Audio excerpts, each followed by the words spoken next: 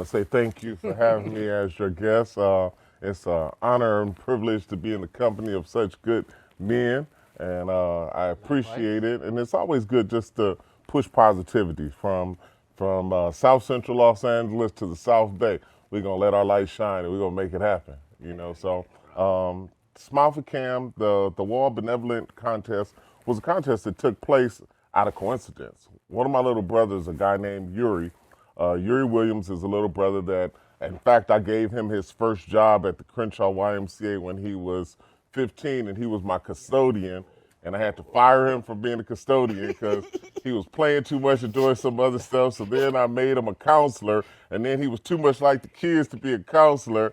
So then I put him back to custodian, and he's been a part of my life. And in his journey, his mother, Linda Hubbard, was a beautiful woman, and she got cancer. When she got cancer, I never forget. I was going to see her, and I was avoiding seeing her because she was the type of lady that Yuri lived around the corner from my house. So because he lived around the corner, his mother would every birthday would make me a lemon cake.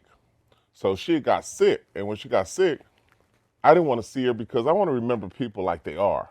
And Yuri was like, it would mean a lot to me if you go in there and see her. And this woman that was a beautiful, vibrant woman, when you go and you see how cancer can destroy a life, and you see that she had shriveled down anything, but her last words were to me were, "Take care of my baby." And I was like, "Man, I ain't no baby." And she was like, "Take care of my baby." And when she said that, uh, the crazy thing is initially when he was dressing up in costumes and stuff like that, I thought it was weird. I thought my homeboy had lost his mind. I thought something was wrong with him. He was on some Michael Jackson stuff or something weird. But looking back, I understand that it was a mission and a calling.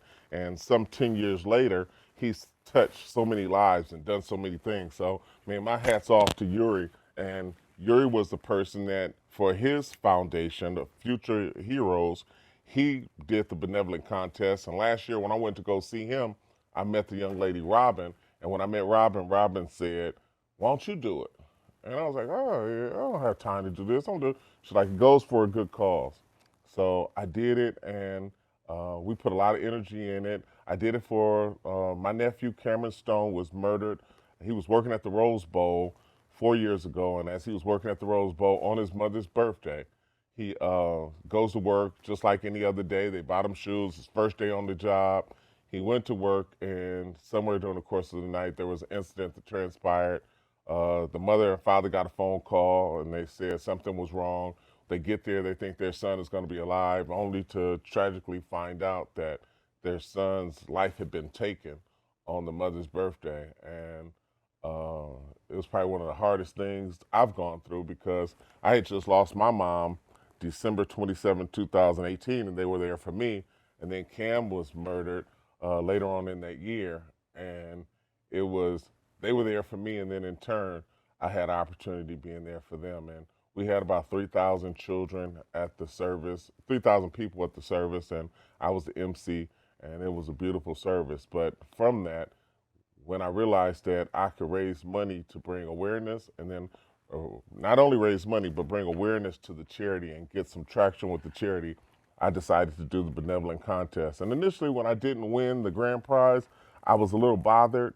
But on the other side, I wasn't bothered when I found out all the good things that all my competitors were doing. The young man that actually won, he's doing a phenomenal job, and he's making a lot of changes, and he's really working hard.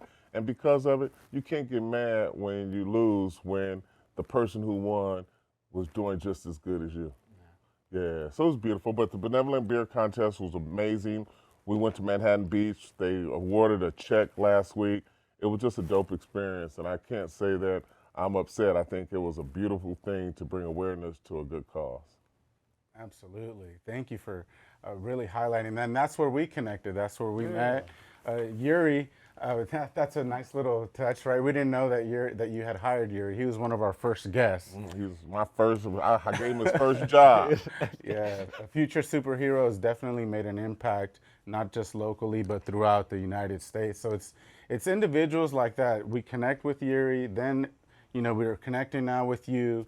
we're interested in making an impact within our community. And although you don't live in the South Bay, but you're just outside of it, I mean, this impact can go throughout. It could be worldwide if we really wanted to. And really, we're just trying to get people to be on the same page, right? To really look at what they can do individually to make the world a better place. And if that's the mindset, that's why I think that this connection was so natural and why we are very excited to have you here and get to know a little bit more about you. Now, I noticed that you have very nice jewelry on. Is that a Rams championship ring, by the way? Yes, this is the Rams Super Bowl ring. I'm a jeweler, and I've been blessed and fortunate enough to have started a company about 25 years ago with a gentleman named Jason. The name of the company is Jason of Beverly Hills, and uh, we initially started out doing athletes. So we had Carmelo Anthony, Ocho Cinco, we had people like Missy Elliott, we had a variety of different people, but um, just like any organization or business, you got to have a pivot. So when one situation starts to get slows down, you have something else to compensate. So what we did was we went from athletes, which we still service a lot of athletes, but then we went to opening stores.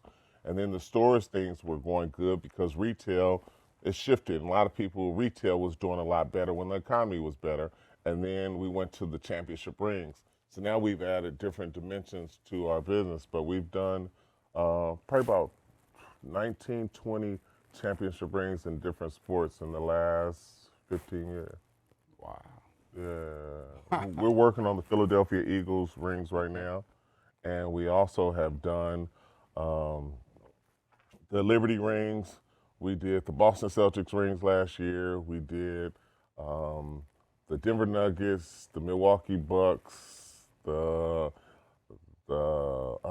hockey team, the Golden Knights for Vegas. So I mean, the list goes. We've been working. We've been blessed and fortunate enough to where we've been able to do quite a few championship rings. And the thing I like about it is, before we got in the game, championship rings were like class rings. They were really small.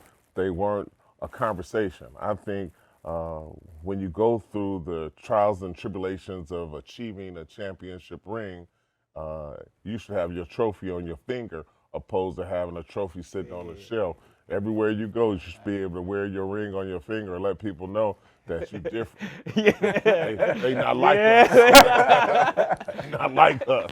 And I just think that's what it's all about, is doing it. So when we started, the rings were really small, and progressively they got larger and larger. And then also we make the rings to where the rings have some type of feature, and that feature does all kind of things. Like the Rams ring, the top comes off. Yeah. The Laker rings, the top comes off. But just doing stuff to where it's a conversation. When people see it, they ask you questions. And once, for me, in sales, once I get somebody's attention, it's an opportunity for me to have a sale.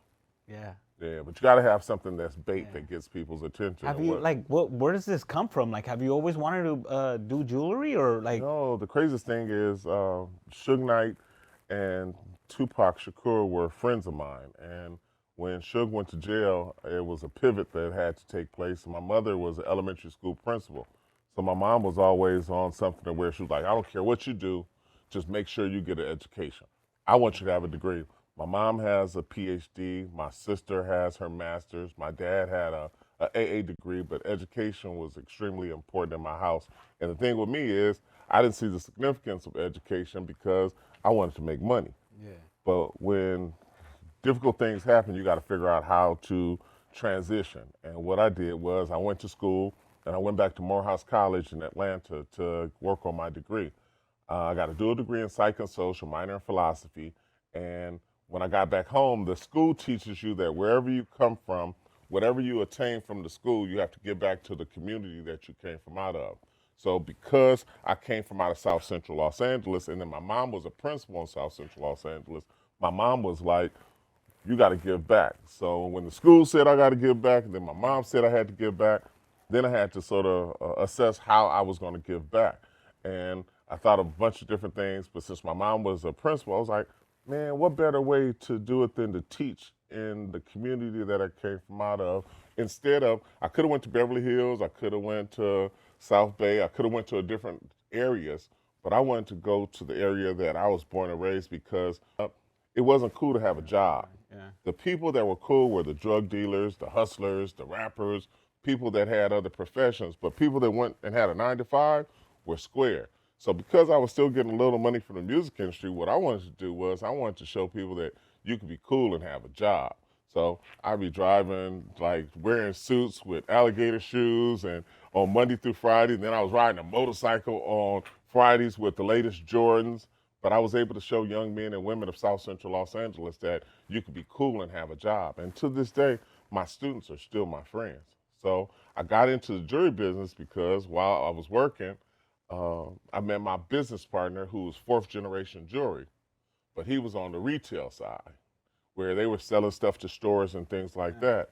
I knew everybody, but I never had a way of making my relationships work for me.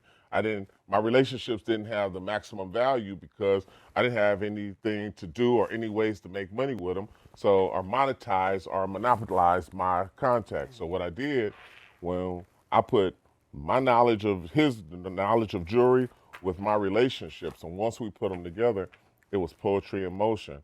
Our first client was, like I said, Ocho Cinco, and because I had known Chad. When you grew up in South Central Los Angeles, if you're doing anything, people know who you are. And I was always the person that, my grandfather was a pastor of a church. My mother was the principal at one of the larger elementary schools in the neighborhood. My brother was a musician. So I had a whole lot of family that was doing a whole lot of stuff, and I was always the light. And that's why, like I say, let your light shine, because when you got a light, nothing can shut that light down.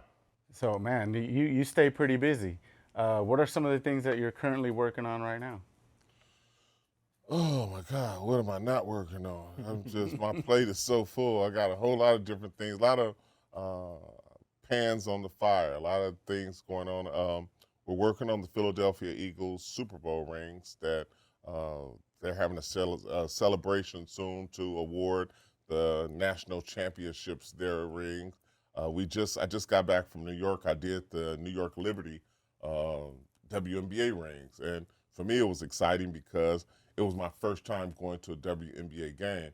And, sometimes you have your reservations to where you're like, and you feel some kind of way. But once I went and I saw the athleticism and I saw the intensity and also I felt the energy. That New York Stadium was amazing, just the energy. I'm sitting on the floor and I'm just in awe because the skill set to me in the WNBA is comparable to the NBA. Like, they might not be as athletic or dominant, but the skill set is amazing. Like the way they play the game and the way the ball moves, I was thoroughly impressed. And I was impressed at also their athleticism, but I also was impressed by, it was a packed out arena and the fans were into it. Like, they had gear on, they had all kind of stuff, and the stadium was really beautiful. So it was a good time. Dude, that's controversial right there. Yeah. Like, you are the first person that ever say that about the WNBA. Yeah. Everybody always has some negative connotation, and it's like, wow. Well, first of all, I don't want to get banned or listed,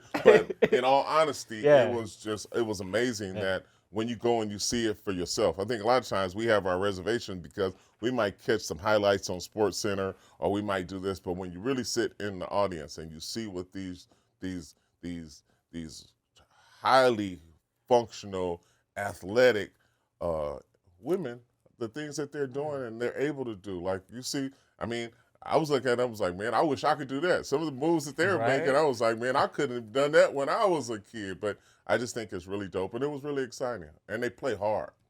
I like that. I'm going to look at them differently now. Right? Like, I always was into college. I thought college was dope, but I never really gave the WNBA a chance. But now that I've started to give it a chance, and I have clients that play, but I never took the time to go. Now I'm thinking I'm going to start hitting some Sparks games sometime. There you go. Yeah. dope, man. For me, my reservation was, man, they could ball me up. You know what I mean? So it was kind of, but it's so and true. they still can. They still can, absolutely. Yeah, no, I really like. I haven't really given it a close look at it because I'm just not. I don't have the time.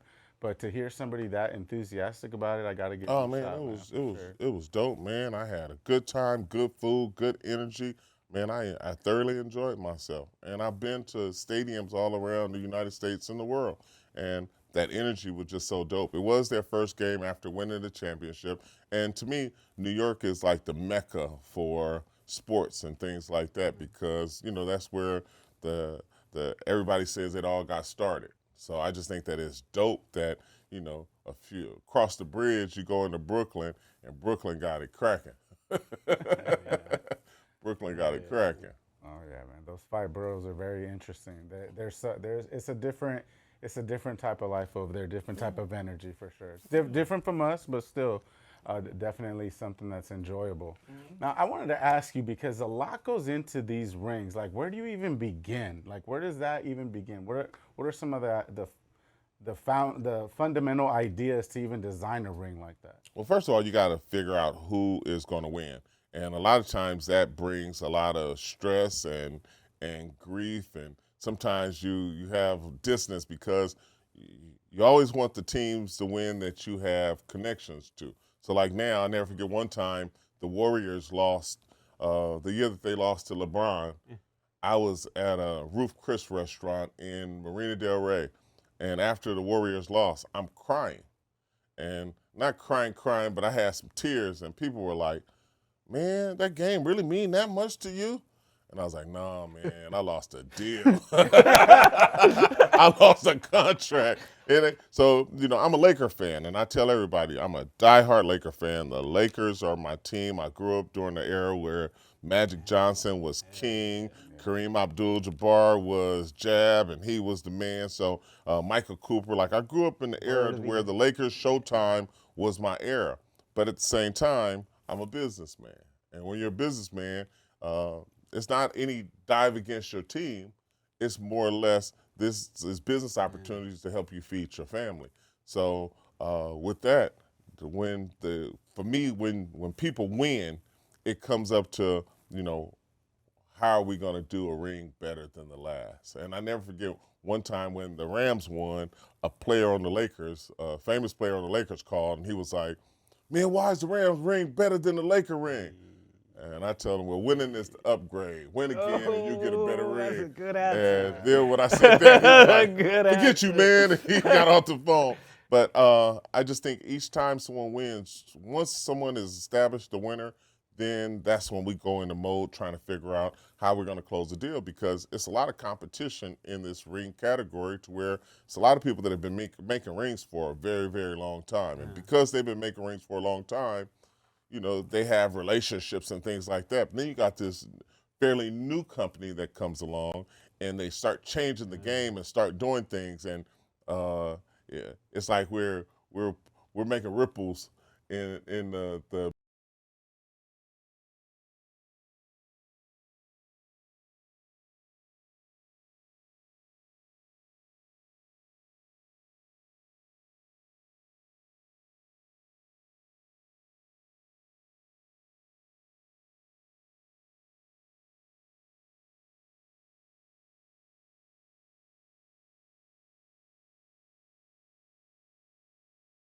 the Warriors won. Draymond was a pivotal part of the process and what we should have. Tom Brady was active when we did the Tampa Bay Buccaneers rings. But then Odell Beckham and Jalen Ramsey, I never forget when the Rams won. I wanted some palm trees on the ring. And people were saying, nah, LA's not palm trees and LA ain't this. And I was like, man, LA is, Homie. in my neighborhood, dog. it ain't nothing but palm trees. You see a photo shoot of Nipsey. Yeah. Nipsey is in South Central Los Angeles in the middle of the street with palm trees lining the street. But then every day in Beverly Hills, people go to Beverly Hills, and on Beverly Drive and Santa Monica, all the way till you get to Sunset, it's a street that's nothing but palm trees. And it's a famous street that people take pictures in. So when you say LA's not palm trees, I don't know what LA you live in. So they were trying to tell me no.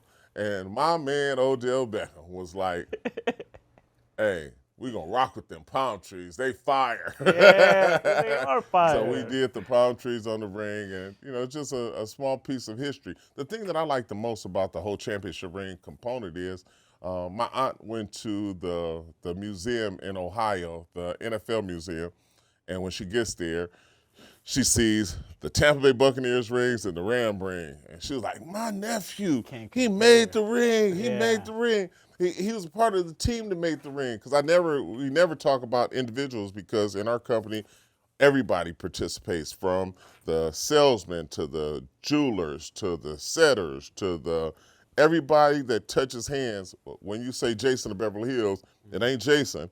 It's the whole team, and we're all a team in the company. But when she went and she said, "My nephew and his company, they made the rings," you just think about legacy to where, a lot of times in this life, you want to have something that when you're dead and gone, you have something that you left here on earth that will never disappear and never go. So now I think the older I get, the more I want to build legacy to where when I'm gone, what footprint did I leave on earth that will never be forgotten? And I love the fact that I've contributed to the championship ring. So until the end of time, Forever. I got 20 championship rings that even if people don't know my name, they're going to know my work. Dude, that's the ideal. That's what people go for. That's the ultimate for people to know the work because your work is gonna live longer than you ever will. Yeah, look at Tupac. Even Yeah. after he's dead and gone. We're Look still at bumping. Biggie Smalls. Look at, rest in peace, my little brother Nipsey Hussle, man. Look at Nipsey. His music will last forever. You can't take that. Yeah, no. You can take the life, but you can't take the gift. Oof, Yeah. that's heavy, man. Yeah. I think you have, like, for me, listening to you, like, I think you have this gift of explaining things where it just hits. Like, it just, you talked about how you, like the parents, right? Not having the parents. And I'm blessed to have both of mine. But the way you explained it, it just made me look at my parents like honestly, it was just like, wow, I take them for granted. You definitely do. And like I tell people all the time, you can't know the fruit without knowing the root. So I've never met your parents, but now that I'm getting to know you, I know who your parents are because of you. Even when I was teaching high school, a student would have a problem, and when a student had a problem, I'd say, "Man, bring your parents in." And when the parents came in, I understood.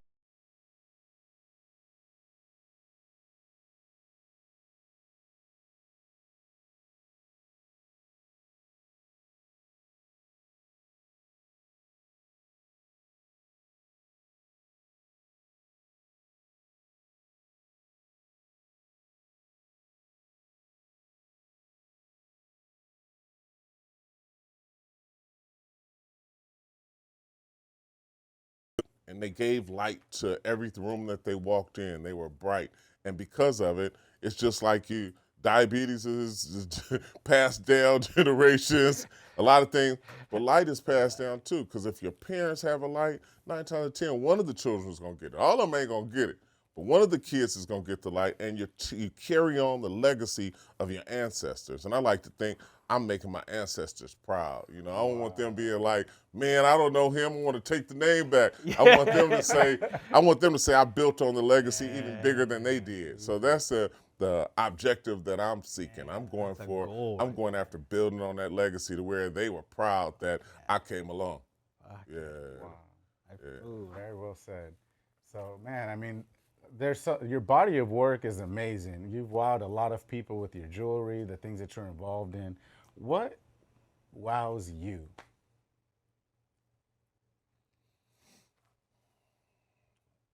Being at home and just enjoying time with myself and my solitude. Like I've gotten to a point where I've traveled.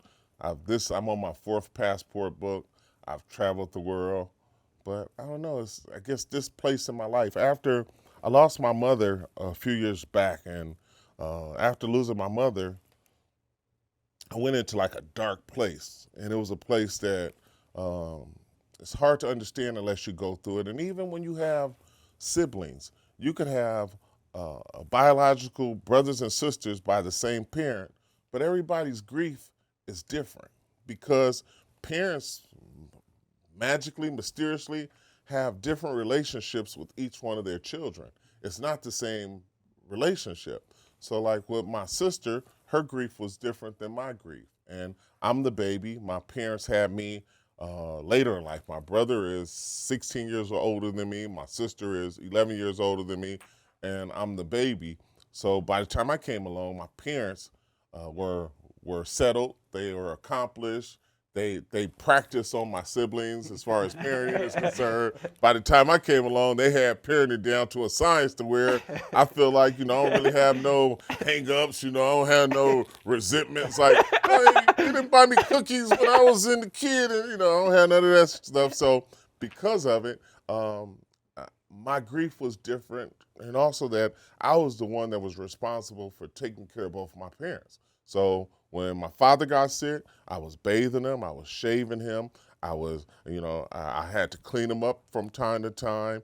And the craziest thing, and me just thinking about this was, I never forget my father had a stroke, and he couldn't verbalize much.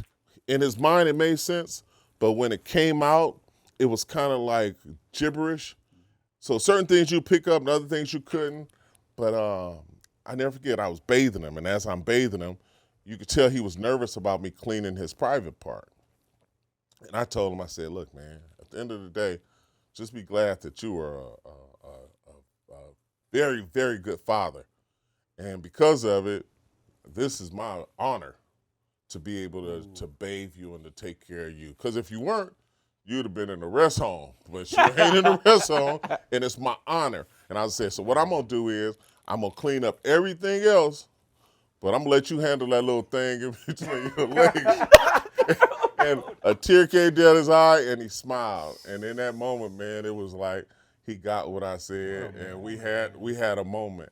And he transitioned not too long after that, and then my responsibility was to take care of my mother.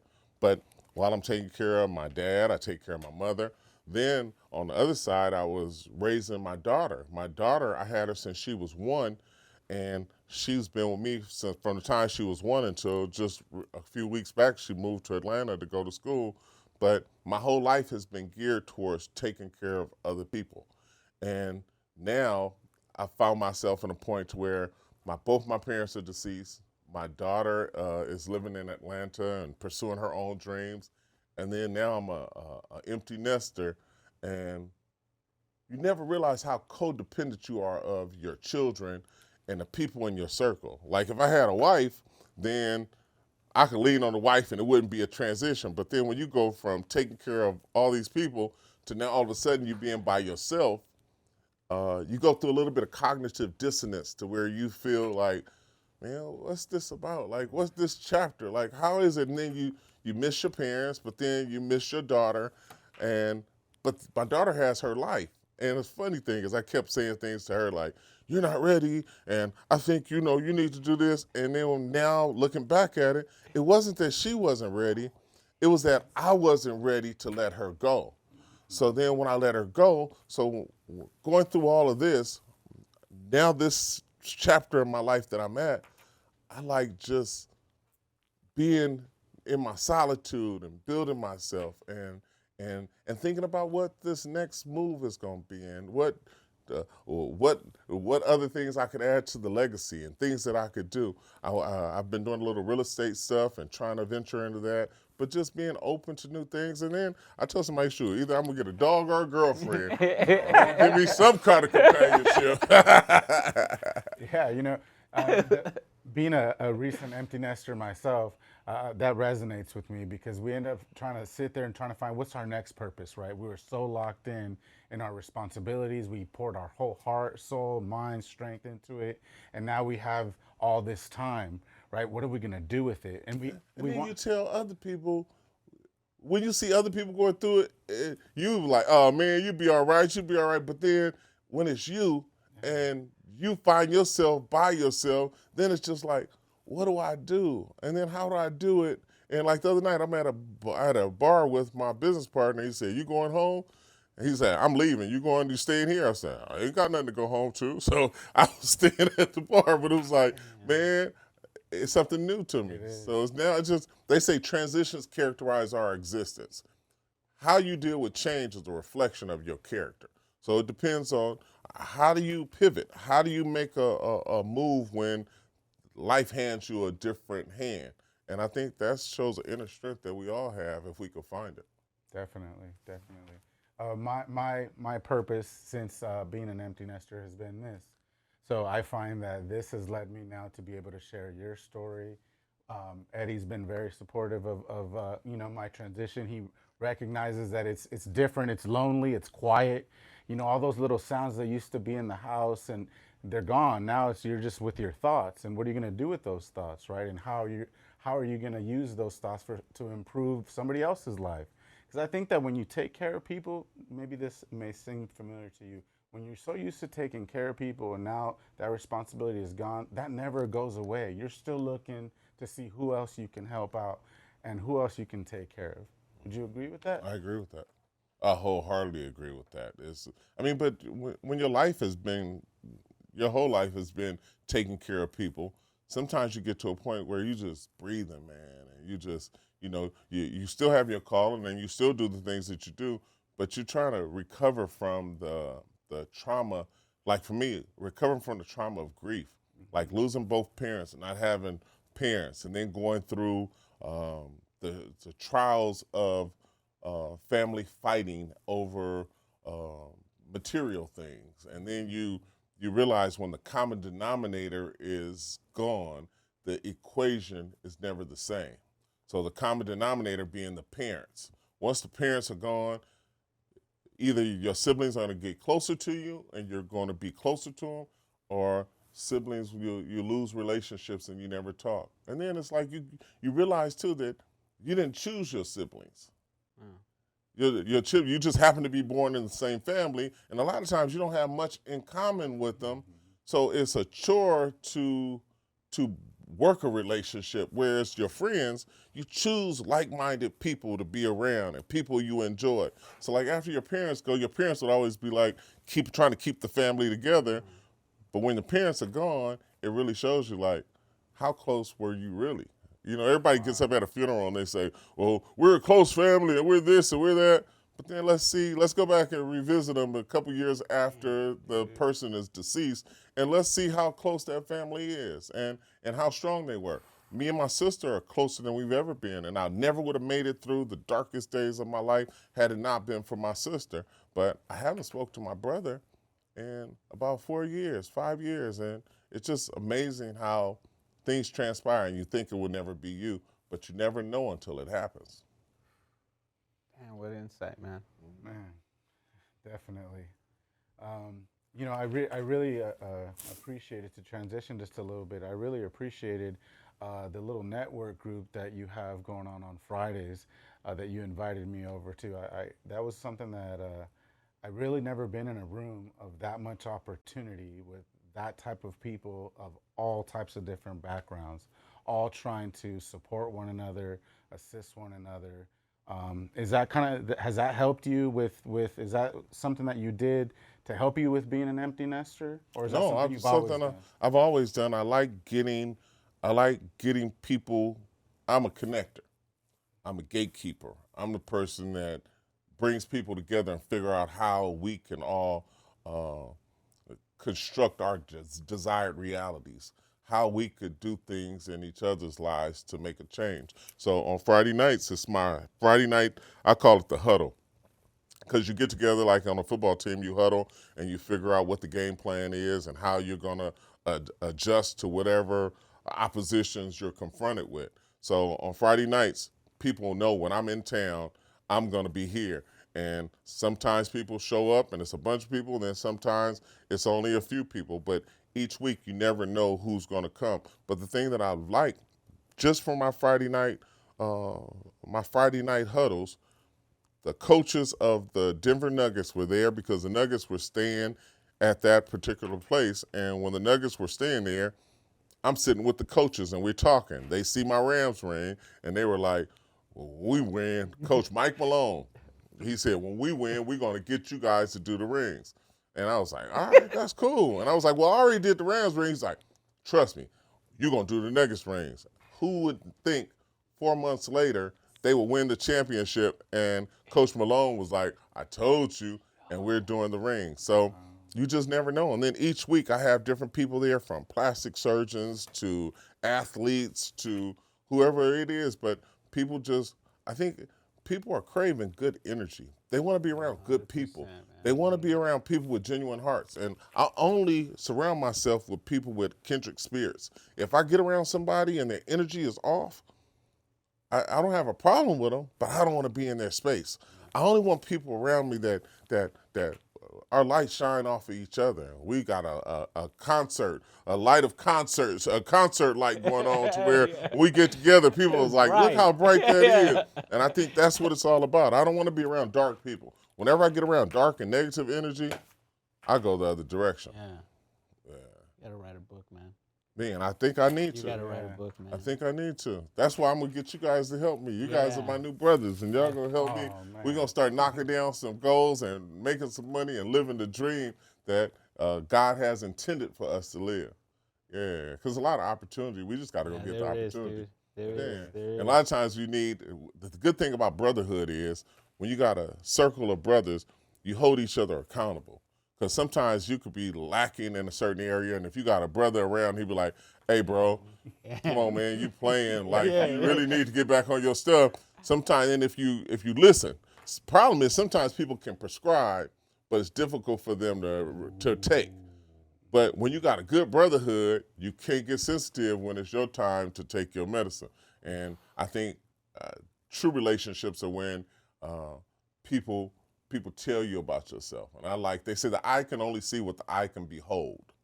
And a lot of times it's difficult for us to see ourselves, but the people closest to us serve as mirrors to where they hold us accountable and they show us who we really are. Because you ever go to a job interview or you sit in the interview and people be like, tell me about yourself.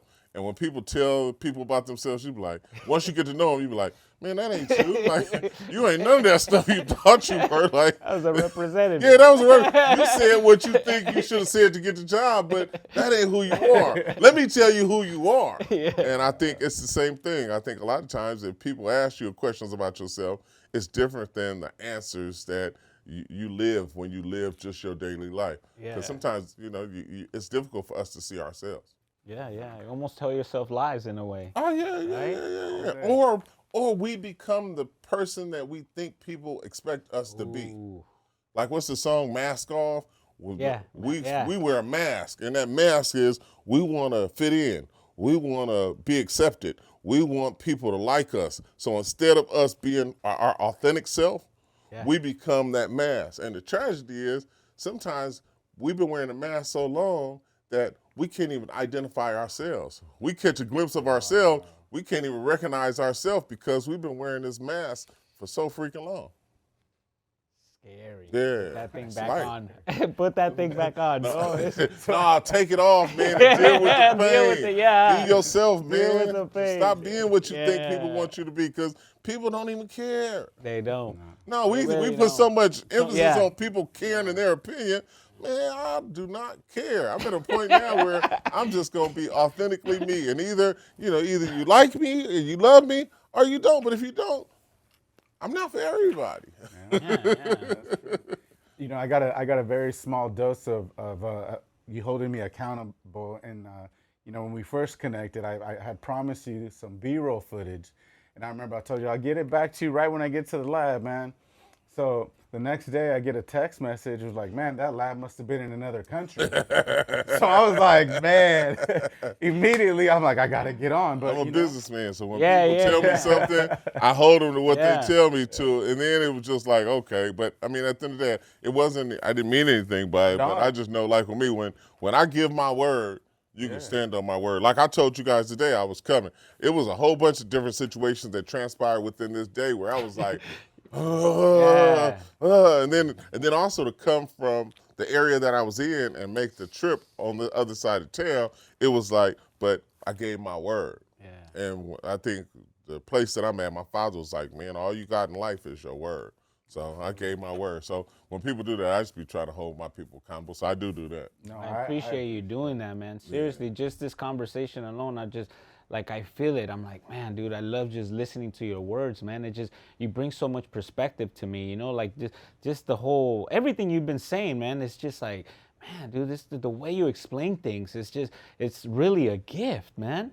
Like I've never thought about things the way you're putting them together. Another thing that you do so well is how you put real life scenarios and you connect them to scriptures. I've never, ever, ever haven't heard anybody put those two together where it actually makes sense to me. Because everybody drops them, right? Everybody drops them all the time. But for you, you put in the scenario and then you connect it with the scripture, and it's just like, man, it honestly makes me want to pull up a Bible and start reading because it was that impactful. Like the way you put things together, at least for me, man, like it really does have this impact, man. The beautiful thing about the Bible for me is each time you read a story, contingent on where you're at in your life, you pull a different power from the scripture. So the other day I was telling somebody with the prodigal son. I had been talking about the prodigal son forever, and I thought it was a dope situation because I always saw myself as being the prodigal son and going through this and exploring life and going through all these different situations and my parents praying that I make it back home. And I lived that. But the story of the prodigal son doesn't become real until you become the father and your child is prodigal and you're praying. The prodigal son the father never went to go look for the son. He didn't stop the son from leaving. He didn't go check on him, but he was praying, and he was praying that his son would be safe. He was praying that his son would be protected. He was praying, and they said he sat and he waited. And because he knew sooner or later the son was going to come to himself and he was going to make it back to him safely. And now that I'm an empty nester and I found myself in the role of a different character, because before I was always the son. But now, not only am I a son, but now I also wear the hat of a father. And when you look at that story and your child has moved 3,000 miles away and she's living her life and you don't want to be that pesky parent that's, oh, what are you doing? And you need to call and checking her life 360 and seeing where she get. You just got to pray, man. And I never forget when I was a kid, my mother used to be like, I just worry about you. And I'm like, Mom, what you worrying about? Because I'm living my life. But as a parent, you wear a different hat when that hat becomes real. So even in the Bible, like when you hear stories like that, and then you put yourself in those people's shoes, because the Bible is nothing more than a legacy that God harnesses people's lives and he puts them in a legacy that thousands of years later, we could gleam at the fact that the same God that delivered them can and will deliver us. And he could bring us out of any situation. So when I look at the Bible, I put myself in the character's shoes, because each one of those characters are people that I can relate to in some kind of capacity. So that's how the Bible becomes real for me when I put myself in their shoes. I like that, man. Very Serious. well said. Very, very well said. So we know you have a lot on your plate, right? What are some of the things that you're working on right now? I mean, you have a lot on your plate. Is there one that stands out above the rest? Man, all of them are just so dope. Like, I mean, I'm just excited about. They asked me, what's the most exciting thing, or what's your favorite thing, or what's the best thing that you worked on? It's the next one that I'm working on. Just My like the best is ring. the next, Next, man. the next. After, just like in the championship, when these Yeah. players win a Super Bowl ring, they celebrate that day, but next day is going back to the workshop because you got a season ahead of you. And it's not about just winning this, it's about continually winning. And with the way the economy is today and all the things that are going on, you got to always be cognizant of the world that we live in and the trends and the direction that things are going. Gold is very expensive right now. So a lot of people don't choose to purchase gold right now, and I don't blame them because it's expensive. But you got to figure out, how can you exist and what do you need to do to make sure that you stay afloat. And then it's trying different things. I really want to open the space to where I start engaging in more podcasts and more things where I can put content out, because I think content is king, and I think people need to know regular stories. I like what you guys do, and it's like what I want to do. It's cool to interview celebrities and talk to people that have made it in acting or sports, but I like to talk to real people, because when you talk to real people, I could put myself in that person's shoes. the prime example of that is when Kobe Bryant died, the city was devastated. The city was horrible because the way he and his daughter passed. But when Nipsey passed, you saw how the city shut down and the streets were paved with people that just wanted to come. And for me, what I took from that was Kobe Bryant being a professional athlete, you kind of got an idea about what being a professional athlete was like. But when you saw Nipsey go from a child into a gangbanger, into someone that was doing social justice and trying to do things to build his community and his people, all the people in the neighborhood saw him as their son. They saw him as their father, or as their uncle, as a part of their life, and they could identify with him. Not to take anything from Kobe Bryant, super dope, but the kids sitting in the home, the chances of them becoming a professional athlete are a lot slimmer than this young man telling his story. And from him telling his story and his success, people started to feel it, and he reached success from just telling his story and his experiences growing up in South Central Los Angeles. So I think what I want to do is I want to start putting out content, because like right now you look at YouTube and you look at all these stations, every time you turn it on, it's negativity where people are talking about them and talking about them. And it feels like the only way you get traction is when people talk about other people. You never get on there and you start highlighting people's success and achievements and things like that. I just think that we're in an era to where let's start uplifting each other. And why is it only after somebody dies you put them on the T-shirt and you post them on your Instagram? But say, for instance, that person, once a week you decide, I'm going to highlight one of my friends and I'm going to celebrate them and I'm going to put them on my Instagram and I'm going to say something dope about them. And I think if you start doing stuff like that, these people would live longer and they would enjoy life more because they know how people feel. My mother said, when you go to a funeral, all these people get up and say all this amazing stuff about people. If the dead knew how people felt, they might live a little longer. Hey, dude, what a longer. Just be like, man, I didn't know they felt like this. Like that. Even the dead is getting up like, Oh, dude, I can see it now visually, dude. Like, what? Why'd you say this? I Like, didn't even think you liked me. You like the whole flowers analogy, right? Like, don't bring the flowers to the grave. Why don't you give them when they're alive? Man, my mother used to say, dead noses smell no roses. Another one, dude. It's like you're full of just T-shirts, dude. Man, Like, I'm your telling you. lines is just like, telling you. geez. No, it's so true. For some reason, we withhold giving people their flowers until it's Too late. It's too late. Yeah. What are you gonna say now? And that's a good point. I really like that because it really shows. A lot of people could say certain things, but energy is everything. And I could tell that you really, really want to make an impact. You really want to make a change. The fact that you're able to observe where you can fit in and what's necessary and what you want to be a part of, what lane you want to be in, that's very powerful because a lot of people don't even know where to begin. So that would be a good start for somebody that's maybe watching this can take, hey, just start with thinking positively and then see where that can take you. And like what you mentioned, sometimes they post people's story about how they're deceased, but maybe that person had a business, right? And they wanted you to share their business and that'll help their family and it'll be a ripple effect, but you never tend to do that. And that's free. You can highlight a business all day long for free. But a lot of times we feel like the more we compliment someone else or the more we sow into someone else, it's at the expense of us. Like it's costing us to do this when it doesn't, because whatever it is that you send out in life, it comes back to you tenfold. So like if I'm sending positive energy and I'm building you, the reason my mother used to always tell me, she said, the reason that I'm so blessed is I'm a giver.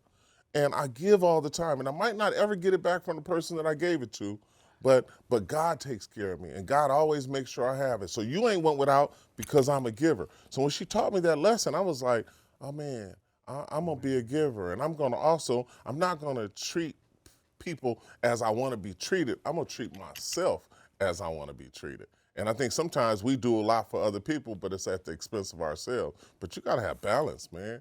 Just like you take care of other people, you better make sure that you're taking care of yourself too. Thank you Mom, for that. dude, your mom. Oh, my mom was dope and deep, man. Moms and pops. Like I had some really good parents. And when you hear like even the scriptures, and you talked about the thing, I come from a line of preachers. I come from people that were ministers and their whole life were geared towards helping other people. And I always say that I want to make sure that when people meet me, they don't leave the same way that they were when they met me. I want them to leave differently. I want them to have a smile. I want them to have a story. I want them to have something that they could think about. And that's what I always try to do. I mean, you see, like when I met you guys, we connected, and I'm gonna throw some light out there. You're living it around. This is an example of exactly what And it's you just said, authentic. bro. I think sometimes people force stuff and they Yeah, try to pretend something. But when something is authentic, it's just authentic. Yeah. There's nothing like authenticity, man. It can't be. You can't fake it. You really can't. No. Especially when you just care about people. But some people are just born to genuinely, really, really like people, and they care about people. And I think that's what my parents were, and that's what I am. I genuinely care about people, and I don't care like what ethnicity you are. I don't care what your color is. It's the funny thing, man. Like when I go to different things, I'll go to one of my Hispanic friends, I'll go to a quinceañera, or I'll go to a funeral, and I'm the only black dude there. But then I'll go to some of my Armenian friends. I'll go to a wedding or something, a family function that they're having, I'm the only black person there. Or I'll go to one of my white friends might have something. I go there, and I'm the only black dude there. The thing I like about me is whenever I throw a function, it's gonna be like the United Nations, because I got all kind of friends from all kind of different colors, and I don't trip off of that. I trip off of who got the energy and the light that I'm attracted to, and that I feel the energy, and that we could do something together that could be powerful. I always, when I meet people, I'm strategic in relationships, to where when I meet people, I try to figure out how we could help each other, and how could we help each other change the world. Change the world. You're like like a book. Like, you know what? People would see you. They have a completely different perspective. Oh yeah, of that's who what my you business are. partner says all the time. It's Right? like, man, people look at you, they think you're the meanest dude in the world. Then they get to know you, you're a teddy bear. I was like, I'm not a teddy bear. Homie. I'm a teddy bear, homie. Dude. Oh man, what a connection, right? What a connection from doing something positive for a family in their lowest moment to coming here now. I really look forward to see where this connection is going to take us. God doesn't make any mistakes, man. There's no coincidences in life. Everything happens for a reason and for a purpose. And the reason that we connected, it wasn't just by chance. It was a reason behind it. And, we'll figure it out. That's right. Yeah, we'll figure it out. That's right. Hey, dude. Man, what a way to really bring positivity to our community, to be able to sit down as men from various backgrounds. Our backgrounds are completely different, but yet we have a common goal, a common purpose. And hopefully that this will stimulate others to do the same and take a look at their lives and see, hey, what is my circle of friends like? What can I do? How can I be a better friend to them? How can I show them what kind of a friend I want them to be with me? And if they don't acquiesce to maybe my suggestions, it's okay. We can still be cool. But I like what your hat says. I'm gonna start dummy ducking. I'm gonna have to go another route. You know what I mean? Because you're not aligning, brother. So I gotta go, right? Bro, I thought it was a hunting hat, bro. It is. Got me. It is a honey. It I'm From the hunted, and Contra. I'm getting away from the people that's hunting. Yeah. Oh my God. But you're right. Dude. You're right. You got to get to that point. And I think it's just elevation. You get to a certain point in life, you feel like you don't have to fit in the boxes that people want you to fit in. And if I can't be myself, I don't need to be around you. And I think that's the pressure in high school you go through, because you want your friends to accept you. And, when I was a kid, I tell my mother, I don't want you telling me what to wear. But then when she came to school, I'm dressed just like my homeboys, and we all the same. It was like, somebody's telling you what to wear. Yeah. Tell me from But it's the somewhere. same thing when you become an adult. Like, we always do things. And then when you get to a certain point, that's why you always had that old uncle, the uncle that was just ornery. He'd just say whatever he wanted to say and do whatever he wanted to do. But he finally got to that point to where he was like, man, I'm just going to be me. I was reading a story the other day, and it talked about the matador in the bullfights. And then the matador in the bullfights, it's a certain moment, and they call it the moment of clarity, when the bull realizes that it's not the matador, it's not the towel that the flag that he's chasing, the apron. Yeah. It's the matador, and he sees the true problem in that instance. But by the time he sees it, he's so beat up, and then that's the last charge where they kill it. But it's that moment of clarity where he sees what his real enemy and what it really is. And I think in our lives, we got to get to that point to where we don't spend our whole lives chasing the apron or chasing the distraction or chasing the obstacles, but we see that what our obstacle is, and we attack that obstacle. And we go for the matador. I'm not going for that apron, because each time I go for the apron, he's poking me and he's stabbing me. But if I go for the matador, it's gonna happen. So I like confronting and addressing, and just being at the point where I'm not gonna just spin my wheels and have people being a puppet. They're the puppet master, and they pulling my strings, and I'm dancing for them and doing that. No, I ain't on that, man. I'm cool just being at home by myself on my recliner with my YouTube channel. Dude. Oh man, what a show! If our viewers don't get at least one gem out of this, then I mean, man, you're sleeping. They You sleeping, didn't really watch. They gonna get some bars. They gonna get some bars. We gonna give them some bars. Speaking of bars, out of everything you've done, you're also a podcaster yourself. I really like the name of your podcast, The Huddle. Yeah, I need to. It's under construction right now. I shot some episodes, so now it's just a matter of figuring out how to. I'm the person where I like to focus on doing what we're doing right now. I'm not too good at the legwork, the posting behind the scenes, the thumbnails and that. And my void in my situation has always been I've always done everything on my own. So I've taped all these episodes, but at the same time, I didn't have the foresight to be like, well, I need to do this or learn to do this or find the team to do it, because I'm still so busy in my other areas of my life. So now I'm at a point now where I want to really dedicate some time to just figuring out how to get it forward, because I think the world is missing something. Absolutely. And I like your approach, how you actually go to like businesses and record there to kind of help bring awareness of that business. That's what we were talking about, right? Yeah, like right. That's what we wanted to do here. Yeah, giving kudos to businesses. But I like that, like your restaurants, like you ate there before. Like this is your grew spot. up in this You grew up in restaurant, that yeah. neighborhood, right? And now to come back and do the podcast there, talk to a homie, right? It's like, I'm like, dude, this is the dream, homie. Yeah. This is it. This is and the dream. And you promote the businesses that a lot of times don't have the awareness that other businesses would have, because people don't frequent that area. So if I could put some eyes on a business that I enjoy, I'm sure if I enjoy it, a lot of other people would enjoy it as well. And I think it's also the mission that Nipsey had. Nipsey was a person where he did a GQ photo shoot, and instead of him going to Beverly Hills or some studio, he did pictures in his neighborhood. He took it at the shoe shine parlor. He went on one of the popular streets where the palm trees was on. He did it. He went to Slauson Donuts, but he made sure that he pushed the places that he liked and to bring awareness. And I think when you get to a certain level of enlightenment, you realize that you are nothing by yourself, and you are everything with your team. And the more you support others, the more you support yourself. So I'm the person that I'm the biggest cheerleader for all my friends. Like, I want to see people win. And I'm not the type, I don't have no envy and nothing in my heart. When I see people winning, I look at it and be like, if they won, I could win too. And I get inspiration from other people. They say a hater is a confused admirer. I ain't no hater. I'm telling you, it don't stop. It don't stop. It don't stop. We could go on and on with you, but I think that we're going to wrap this up. And in closing, I hope that we were able to tap into the mentality of a giver. He's within our Los Angeles County area. He's not too far. He's interested in meeting real people. And that's kind of what we have as well going on. That's why we connect. This is no coincidence. We really want to, hopefully, our viewers stimulate you to do the same. Try it yourself. Only beautiful things can happen. Jaime has shared some beautiful experiences from giving.